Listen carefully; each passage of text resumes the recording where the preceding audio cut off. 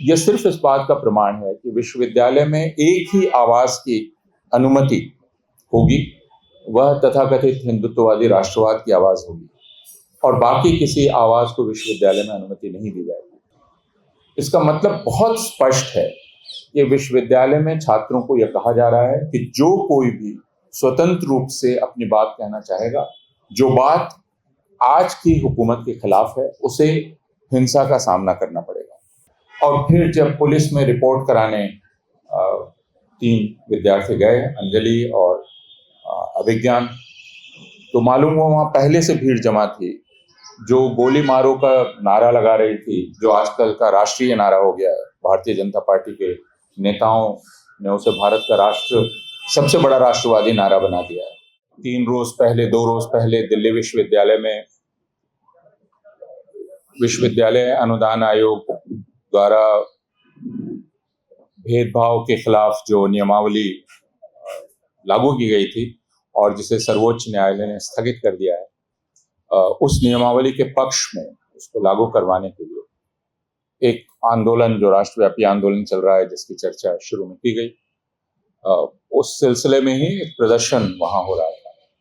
और उस प्रदर्शन में हिंसा हुई, उसके बारे में भी बतलाया गया।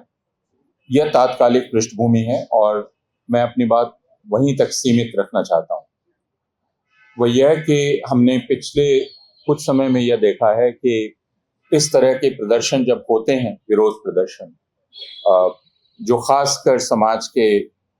उन तबकों की तरफ से किए जाते हैं जो संघर्ष कर रहे हैं, अपने लिए समानता का अधिकार लेने का संघर्ष कर रहे हैं, जब वे अपना विरोध प्रदर्शन करते हैं तो उन विरोध प्रदर्शनों में हिंसा पैदा करने की साजिश की जाती है। इस मामले में और इसके पहले भी हमने जंतर मंतर पर भी देखा और दूसरी जगह भी देखा कि कुछ लोग पत्रकार की शक्ल में जाते हैं। और यह बात 3 साल पहले नील माधव और अलीशान जाफरी ने कारवान में एक रिपोर्ट, लंबी रिपोर्ट की थी और उसमें उन्होंने बताया था कि कैसे एक पूरा धंधा पनप रहा है, जो यूट्यूबर्स की एक बिरादरी है जो अभिनय भी करते हैं और पत्रकार भी बनते हैं। तो एक ही 3-4 लोग हैं, उनमें से कोई कभी पत्रकार बन जाता है, कोई कभी विद्यार्थी बन जाता है, कोई कभी कुछ और बन जाता है और वे इन प्रदर्शनों में घुस जाते हैं और वहां वे उत्तेजना पैदा करने की कोशिश करते हैं, जिसका नतीजा हिंसा में होता है। और दिल्ली विश्वविद्यालय में बहुत साफ दिखलाई पड़ा कि किस तरह एक यूट्यूबर महिला घुसी और उन्होंने मारपीट शुरू की और उसके बाद जब उनको बाहर करने की कोशिश की गई तो उसे पूरा एक दूसरा रंग दिया गया, जिसमें कहा गया कि उनके साथ ही मारपीट की गई है। और फिर जब पुलिस में रिपोर्ट कराने 3 विद्यार्थी गए, अंजलि और अभिज्ञान, तो मालूम हुआ वहां पहले से भीड़ जमा थी जो गोली मारो का नारा लगा रही थी, जो आजकल का राष्ट्रीय नारा हो गया है। भारतीय जनता पार्टी के नेताओं ने उसे भारत का सबसे बड़ा राष्ट्रवादी नारा बना दिया है। देश के गद्दारों को गोली मारो, वह नारा वहां लग रहा था।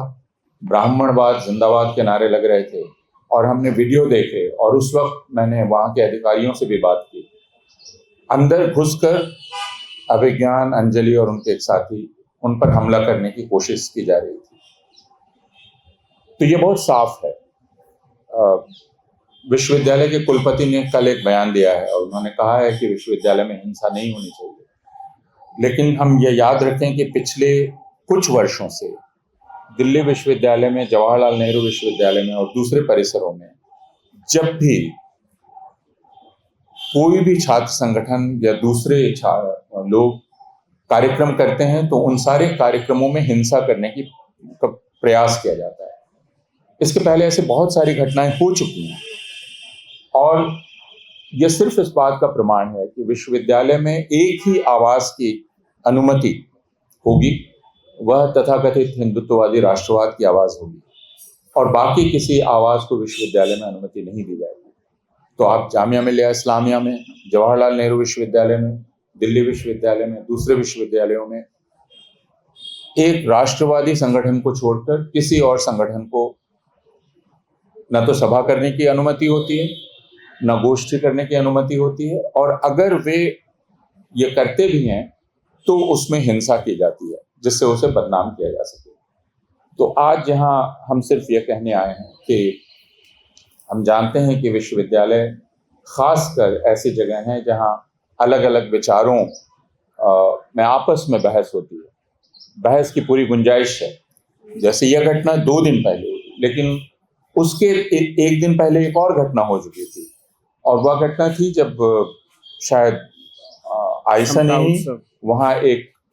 समता उत्सव किया था, और उसमें कुछ वक्ताओं को बाहर से बुलाया था। प्रोफेसर इरफान हबीब यहाँ बैठे हुए हैं, उन्हें बुलाया गया था। और जब वो बोलने खड़े हुए, और ये आर्ट्स फैकल्टी दिल्ली विश्वविद्यालय के गेट के ठीक बाहर, जहाँ हम लोग कई सभाएं कर चुके हैं, तो गेट के पीछे से यानी परिसर के भीतर से एक बाल्टी फेंकी गई पानी भरी हुई, और जहां मुझे बतलाया गया कि पत्थर भी फेंके गए। तो 2 दिन पहले की घटना में आप फिर भी एक कंफ्यूजन की स्थिति बतला सकते हैं, लेकिन उसके पहले जब इरफान साहब बोल रहे थे, ठीक उसी समय पीछे से हमला करने का मतलब क्या था, उसमें हिंसा की वजह क्या थी। इसका मतलब बहुत स्पष्ट है कि विश्वविद्यालय में छात्रों को यह कहा जा रहा है कि जो कोई भी स्वतंत्र रूप से अपनी बात कहना चाहेगा, जो बात आज की हुकूमत के खिलाफ है, उसे हिंसा का सामना करना पड़ेगा। और इसमें हम पुलिस की भूमिका भी देखते हैं, विश्वविद्यालय प्रशासन की भूमिका भी देखते हैं। विश्वविद्यालय के सुरक्षाकर्मी बाकी लोगों के साथ इतनी सख्ती बरतते हैं कि मुझे ये पता चला कि एक बार आर्ट्स फैकल्टी गेट में कुछ लोग एक पोस्टर लेके जा रहे थे, और सुरक्षाकर्मी उन्हें पोस्टर लेके जाने से मना कर रहे थे, भगत सिंह के पोस्टर और डॉक्टर अंबेडकर के पोस्टर, कि नहीं, आप अंदर पोस्टर लेके नहीं जा सकते। एक तरफ तो सख्ती इतनी ज्यादा है, और दूसरी तरफ लोगों को हिंसा करने की पूरी छूट है। जवाहरलाल नेहरू विश्वविद्यालय में 2020 को जो हिंसा हुई 5 या 6 जनवरी को, जिसमें सबके चेहरे पहचाने हुए, आज 5-6 साल गुजर गया, पुलिस उन लोगों को आज तक खोज नहीं पाई। तो ये बहुत साफ है कि विश्वविद्यालय को एक ऐसी जगह बनाया जा रहा है जहां अगर आप जैसे ही विचार विमर्श शुरू करेंगे वैसे ही हिंसा की जाएगी, और आपके विचार विमर्श को ही एक आपराधिक गतिविधि में तब्दील कर दिया जाएगा। तो एक अध्यापक के तौर पर मेरे लिए ये बहुत चिंता का विषय है, क्योंकि मैं ये चाहता हूं कि मेरे जितने भी विद्यार्थी हैं जो अलग अलग विचारधाराओं के हैं, वे स्वतंत्र महसूस कर सकें और वे निर्भय महसूस कर सकें कि वे विश्वविद्यालय में अपनी बात कर सकते हैं। उनमें मतभेद हो सकते हैं, आपस में बहस हो सकती है, लेकिन वह शारीरिक हिंसा में तब्दील नहीं होगी। और हम यह भी उम्मीद करते हैं कि हमारे जो प्रशासक हैं वो सबके साथ बराबरी का व्यवहार करेंगे। अफसोस कि यह बात पिछले 12 साल से इसके ठीक उल्टा हम देख